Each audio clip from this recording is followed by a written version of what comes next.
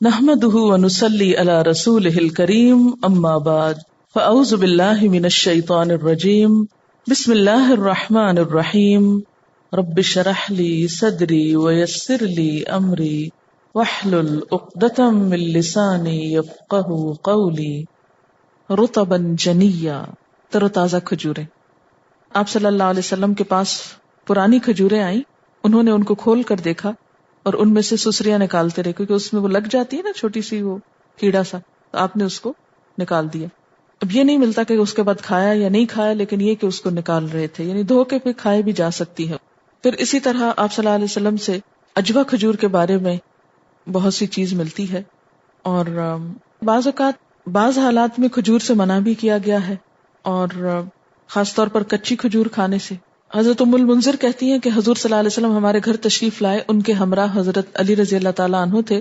اس وقت ہمارے ہاں کھجورے کے خوشے لٹک رہے تھے, یہ ان کی خدمت میں پیش کیے گئے, دونوں کھاتے رہے. پھر نبی صلی اللہ علیہ وسلم نے ایک جگہ حضرت علی سے کہا, تم اب اور مت کھاؤ, تم ابھی بیماری سے اٹھے ہو اور کمزور ہو. یعنی اگر معدہ کمزور ہو یا انسان بیماری سے اٹھے تو اس وقت احتیاط کرنی چاہیے. اسی روایت میں آتا ہے کہ حضرت علی رضی اللہ تعالیٰ عنہ نے 7 کھجوریں کھائی تھی کہ ان کو روک دیا گیا. ام المنذر نے اس پر ان کے لیے چکندر, گوشت اور جو کی روٹی پکائی. انہوں نے اس کھانے کو حضرت علی کے لیے پسند فرمایا. حضرت صہیب کہتے ہیں کہ میں مجلس رسالت میں کھجور کھا رہا تھا, ان دنوں میری آنکھیں دکھ رہی تھی. آپ نے فرمایا, تم کھجوریں کھا رہے ہو جبکہ تمہاری آنکھیں دکھ رہی ہیں. یعنی ایک فائدہ مند چیز کو یہ نہیں کہ پھر ہر وقت ہی کھانا شروع کر دے انسان, پھر اعتدال ہی ضروری ہے. اسی طرح نوزائیدہ بچوں کے لیے گھٹی, اس کے بارے میں بہت سی احادیث ملتی ہیں. پھر اسی طرح اجوا کھجور کے بارے میں آتا ہے کہ اگر 7 کھجوریں نہار منہ کھائی جائیں تو اس روز شام تک کوئی زہر اثر نہ کرے گا. اور ایک اور روایت میں آتا ہے کہ جادو بھی اثر نہیں کرتا. آپ کو پتا نا کہ جادو جو ہوتا ہے وہ انسان کے اوپر اس وقت اثر انداز ہوتا ہے جب انسان اندر سے ویک ہوتا ہے. یعنی جادو انسان کی روح کے ساتھ جسم پر بھی اثر انداز ہوتا ہے. تو جب آپ فزیکلی ویک ہوں تو پھر یہ ساری چیزیں حملہ آور ہوتی ہیں, اور اگر آپ فزیکلی اسٹرانگ ہو تو جسم ان چیزوں کو ایکسپٹ نہیں کرتا, ریزسٹ کرتا ہے. بہرحال تو یہاں پر اللہ تعالیٰ نے کیا کہا, کھجوریں کھانے کو کہا. اچھا ایک چیز اور یاد رکھیے کہ فرشتے نے پلیٹ میں لا کے کیوں نہیں رکھی تھی. فرشتہ اگر آیا ہی تھا اور پانی کا بتایا اور کہا یہ پاس ہی ہے پانی, لیکن کھجور کے لیے کیا کہا, تنا ہلاؤ کھجور کا درخت اور اوپر سے گراؤ, ایفرٹ کے لیے. اور اس وقت ان کی جو کنڈیشن تھی اس میں مدد کے طور پر, یعنی اس میں ایک سمجھنے کا نقطہ ہے. بہرحال تو بات یہ ہو رہی تھی کہ حضرت مریم کے ہاں جب بچے کی ولادت ہو گئی تو فرمایا کہ اس بچے کو دیکھ کر خوش ہو, آنکھیں ٹھنڈی کرو اور کسی سے بات نہ کرو. فَأَتَتْ بِهِ قَوْمَهَا, تو لے آئی اس کو اپنی قوم کے پاس. اب لانا تو تھا ہی, کتنے دن جنگل میں رہ سکتی تھی. تَحْمِلُهُ, اس کو اٹھائے ہوئے تھی. قالوا, سب پیچھے پڑ گئے, کہنے لگے یا مریم لقد جئت شیئا فریا, یہ تو بہت ہی عجیب کام کر لائی ہے. فریا جو ہے یہ لفظ فیرے یہ سے ہے. الفری کہتے ہیں چمڑے کو سینا اور درست کرنا. افرا باب افعال میں خراب کرنا, کاٹنا. مجرد میں ہو فیرے یہ تو مراد کیا ہے, چمڑا سینا. اور افرا ہو جائے تو کیا ہے, چمڑا ادھیڑنا, خراب کرنا, کاٹنا. تو افترا بھی اسی سے ہے. اصلاح اور فساد دونوں کے لیے آتا ہے, مگر زیادہ فساد کے لیے آتا ہے. تو فریہ سے مراد کیا ہے, یہ تو عجیب چیز گھڑ کے لے آئی, عجیب کام کر لائی, بہت بری چیز لائی. اب سمجھ رہے چمڑے سے سینے کے لیے کیا, یعنی سینا کیا ہے چمڑے سے کسی چیز کو, جوتا سینا یا کوئی بیگ سینا یا کچھ بھی, کچھ بنا کے لانا, کوئی کنسٹرکٹیو کام کچھ بنا کے لانا. لیکن اسی کے اندر سلب کا یعنی ڈسٹرکٹیو, بنایا تو ہے تو نے لیکن یہ بڑا کام خراب ہے, یہ کچھ صحیح چیز نہیں بنا کے لائی, یہ مراد ہے. بہت خراب چیز لے کر آئی ہو, یہ جو بچہ اٹھا لائی ہو یہ بہت ہی, ویسے تو یہ کہ کریشن ہے نا, تو یہ تم کیا کر کے لائی ہو, کیا بنا لائی ہو, کیا لے کر آئی ہو. یا اخت ہارون, اے ہارون کی بہن, ما کان ابوک امرأ سوء, تیرا باپ کوئی برا آدمی نہ تھا, تو نے تو باپ کو بدنام کر دیا. یعنی مراد یہ ہے وہ تو بہت اچھا انسان تھا. وما کانت امک بغیہ, اور تیری ماں بھی کوئی بری عورت نہ تھی, تو ایسی کہاں سے آ گئی. اچھا یہ سب کمنٹس کیوں پاس ہو رہے ہیں؟ بغیر سوچے سمجھے، وہ جلد بازی میں جو ہم دوسروں کے بارے میں فیصلے دینے لگتے ہیں نا، ہاں یہ کیا ہوگا، یہ وجہ ہوگی، بات کو سمجھتے نہیں، اس کی تہ تک نہیں جاتے. ان کو یا مریم کہنے کے بجائے یا اختہ ہارون کیوں کہا گیا؟ اس کے دو وجوہات بتائی جاتی ہیں. ایک تو یہ کہا جاتا ہے کہ ان کے بھائی کا نام ہارون تھا، اور دوسرا یہ کہا جاتا ہے کہ یہ حضرت ہارون کی اولاد سے تھی. انبیاء علیہ السلام کے شجرہ نسب میں اگر آپ دیکھیں تو حضرت آدم کے بعد حضرت نوح ہیں، پھر حضرت ادریس ہیں، پھر اس کے بعد حضرت ابراہیم علیہ السلام ہے، پھر ان کی آگے دو نسلیں ہیں، پھر حضرت ابراہیم سے اسحاق، یعقوب، اور پھر یعقوب علیہ السلام کے 12 بیٹے، اور ان سے جو بنی اسرائیل کی جہاں جہاں سے نسل چلی اس کا ذکر ہے.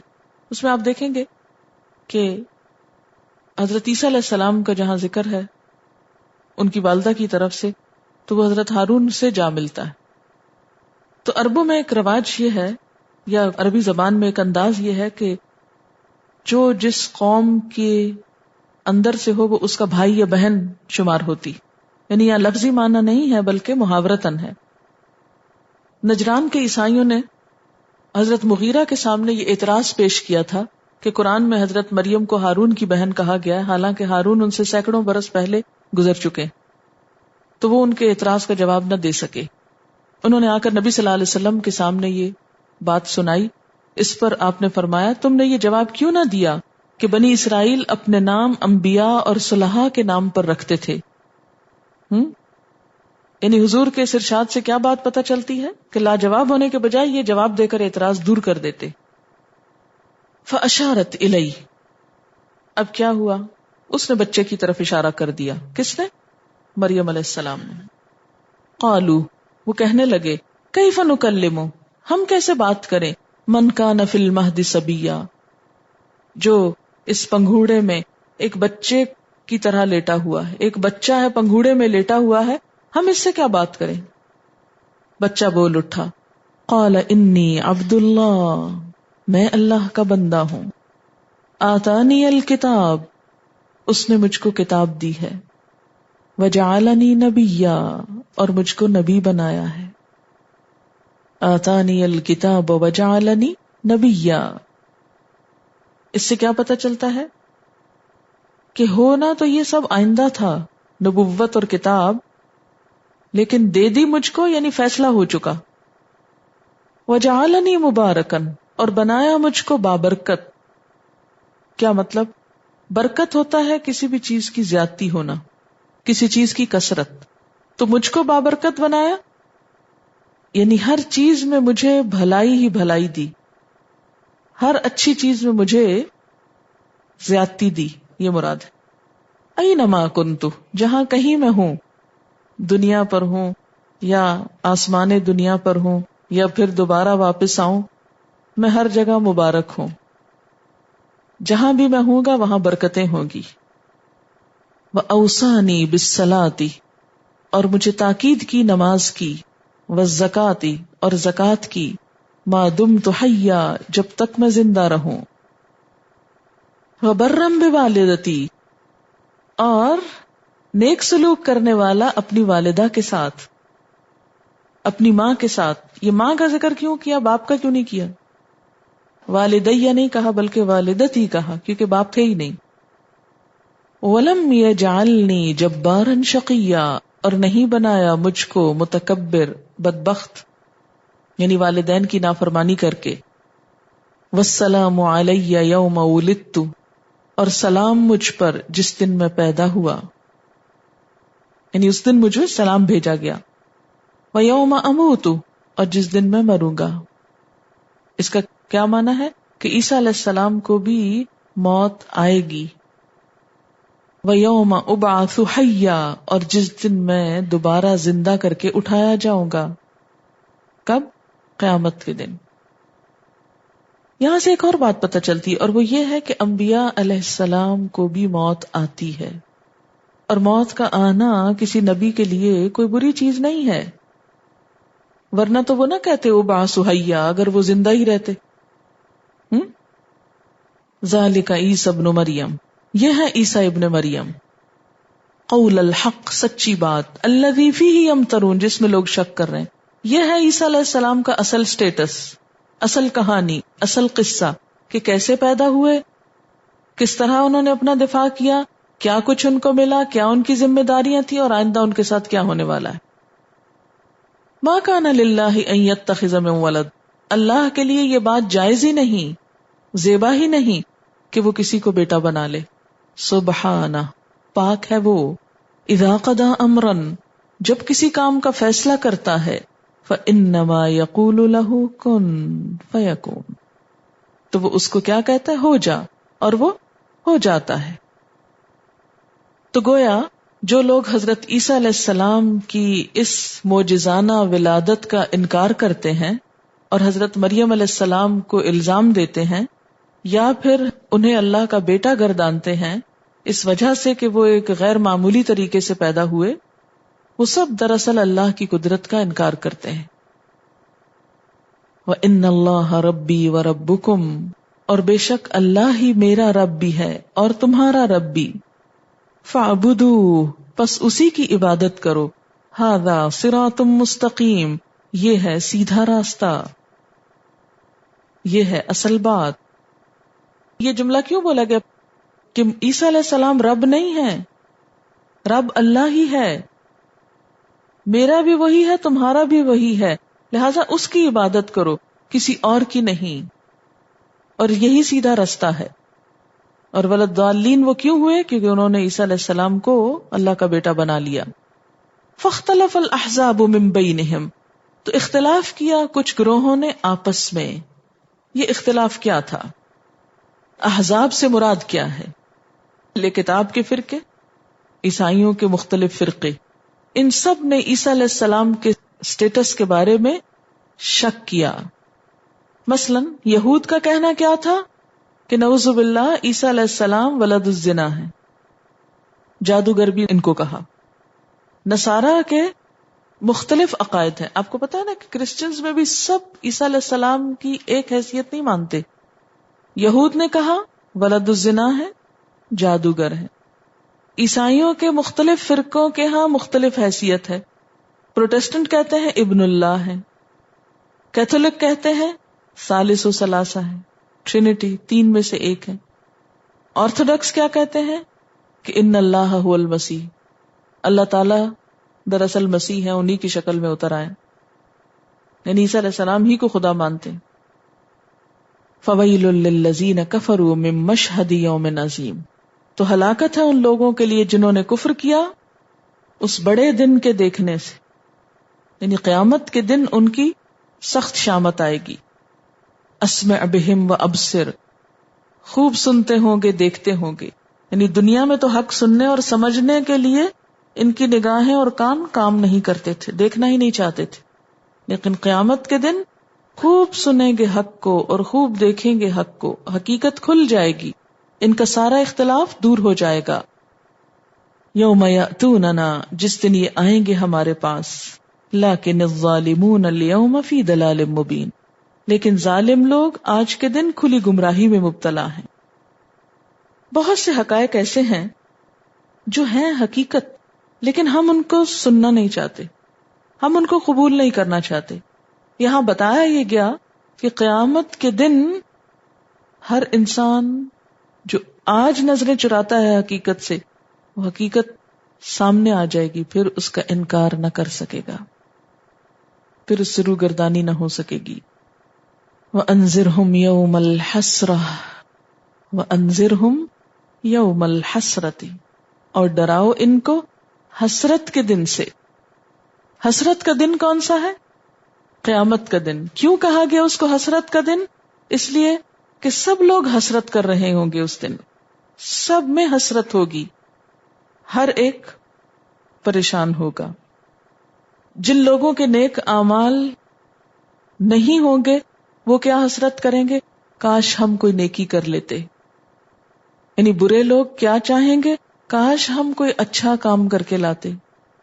چلیے جنہوں نے اچھے کام کیے ان کی کیا حسرت ہوگی؟ کاش ہم اس سے بھی اچھا کرتے. اور خاص طور پر حسرت کس چیز پر ہوگی؟ کاش ہم اپنا فلاں وقت ضائع نہ کرتے، ہم نے زندگی کن کاموں میں گنوا دی، کہاں ضائع کر دی، کیوں کیے یہ سب کچھ؟ قل هل ننبئکم بالاخسرین اعمالا، کیا ہم بتائیں تم کو کہ اعمال کے اعتبار سے سب سے زیادہ خسارے میں کون لوگ ہیں؟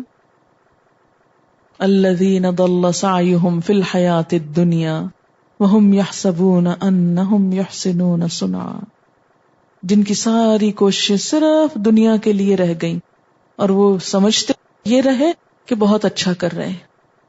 وَأَنذِرْهُمْ يَوْمَ الْحَسْرَةِ اِذْ قُضِيَ الْأَمْرُ، قُضِيَ الْأَمْرُ کیا ہے؟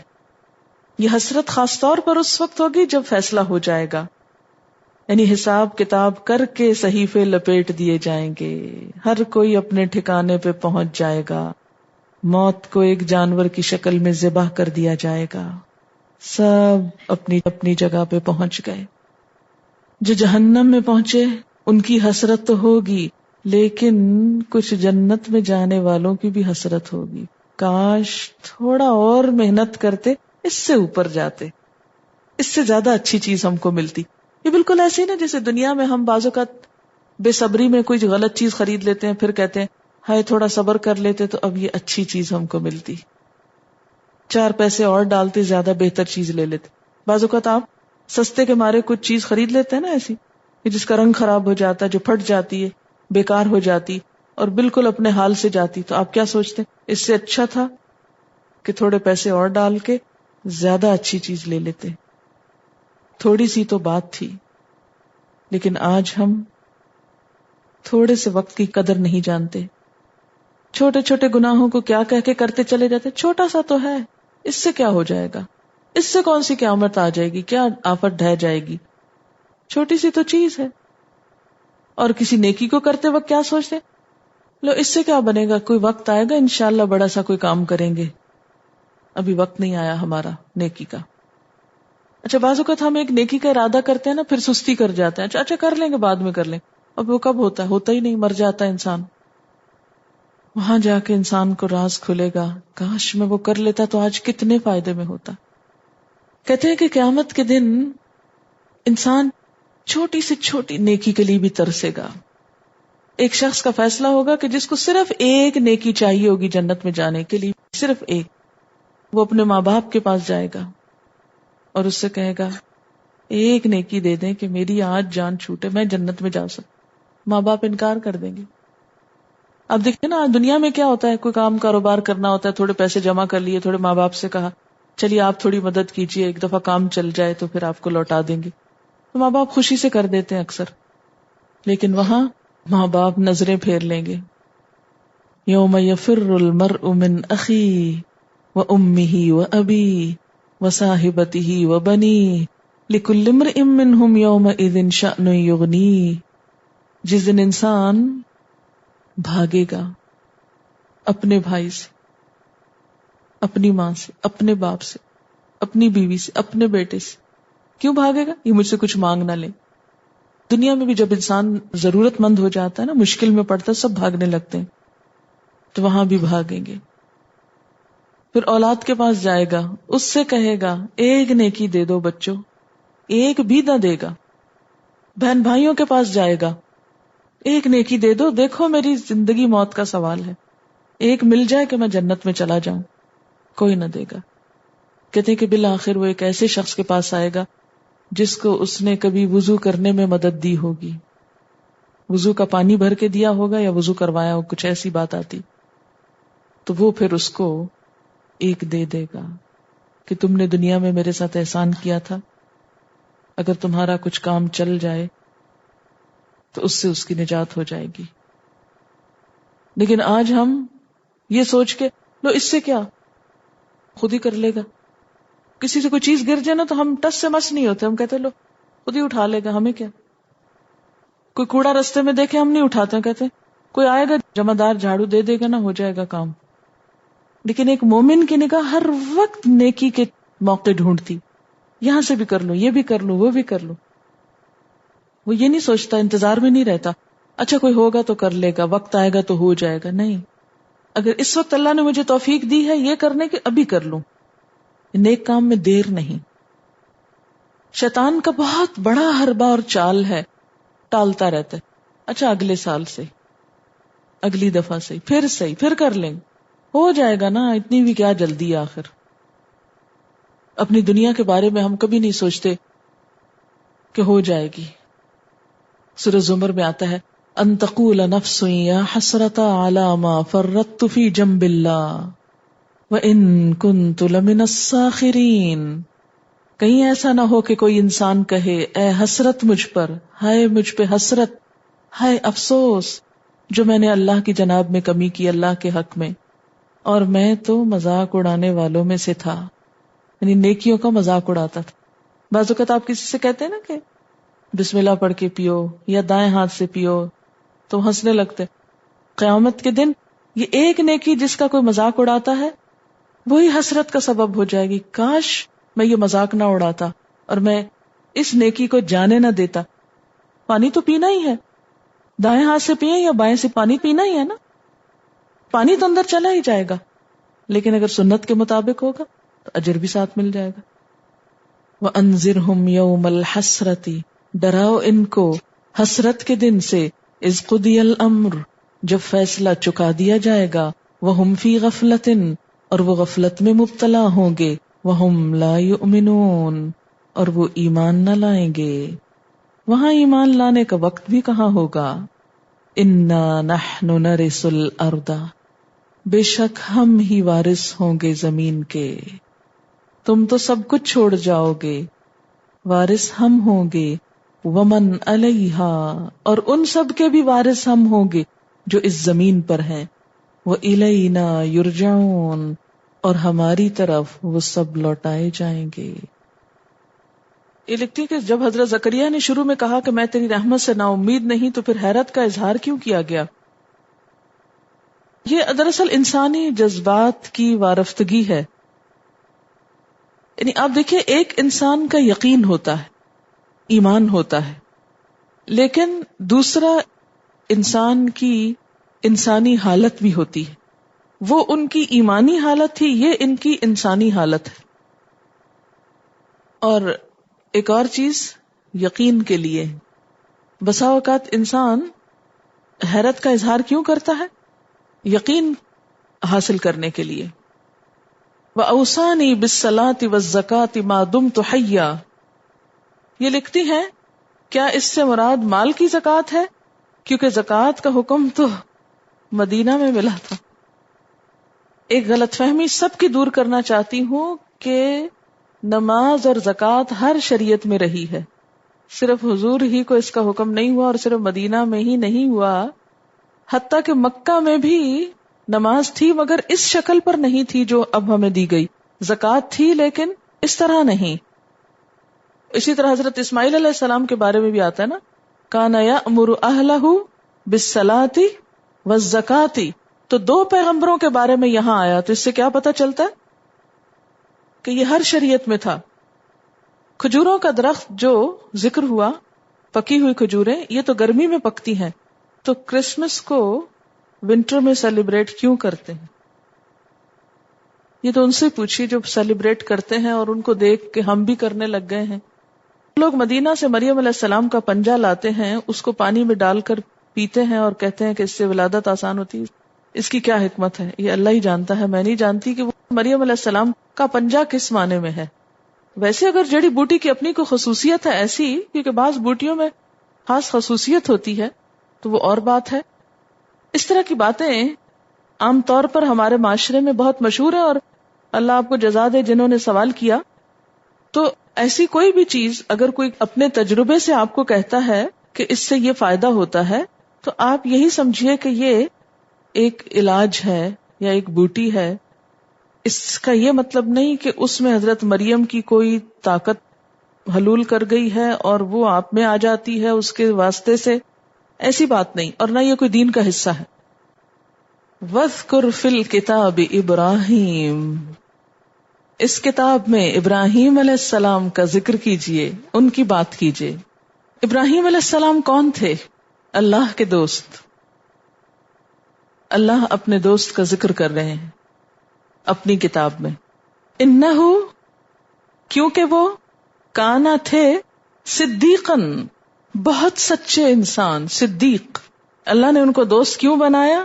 ان کی اس خوبی کی بنا پر، کیونکہ وہ بہت سچے انسان تھے، صدیق تھے.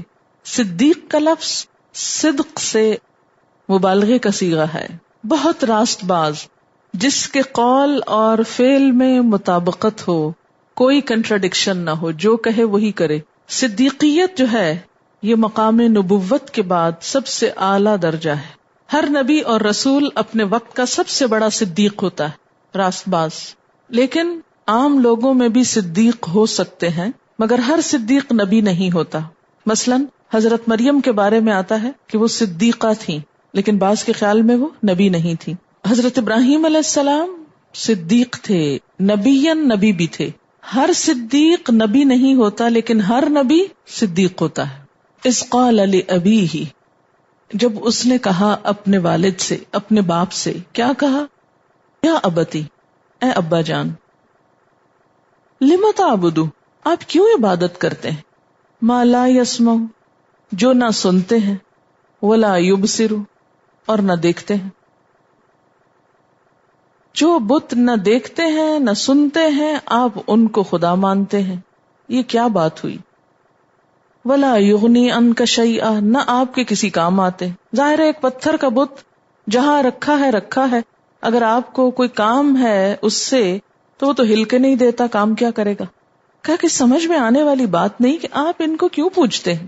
یا ابتی، اے ابا جان، انی قد جاءنی من العلم، میرے پاس علم میں سے کچھ آیا ہے، مجھے اللہ نے علم دیا ہے. معلوم یاتک، جو آپ کے پاس نہیں آیا.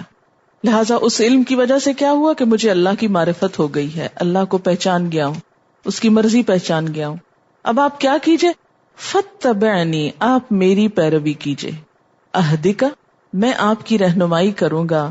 صراطا سویا، درست راستے کی طرف، سیدھے راستے کی طرف لے کے جاؤں گا آپ کو. آپ میرے پیچھے چلیں. یہ گستاخی نہیں کہ باپ کو کہنا آپ میرے پیچھے چلیں؟ کیا خیال ہے آپ کا؟ کیا اولاد ماں باپ سے بڑھ کر صاحب علم ہو سکتی؟ اکثر ہوتی. اب دیکھیں نا، ہر دور میں نئی ایجادات ہو جاتی ہیں، بچے ماں باپ سے بھی آگے بڑھ جاتے ہیں. اس سے ماں باپ کا احترام نہیں کم ہوتا، نہ ان کا مقام کم ہوتا ہے.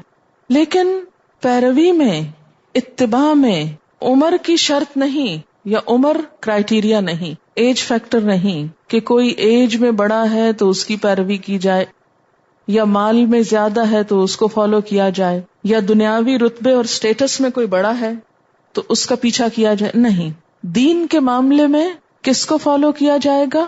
جس کے پاس العلم ہوگا، خواہ وہ اپنی ہی اولاد کیوں نہ ہو.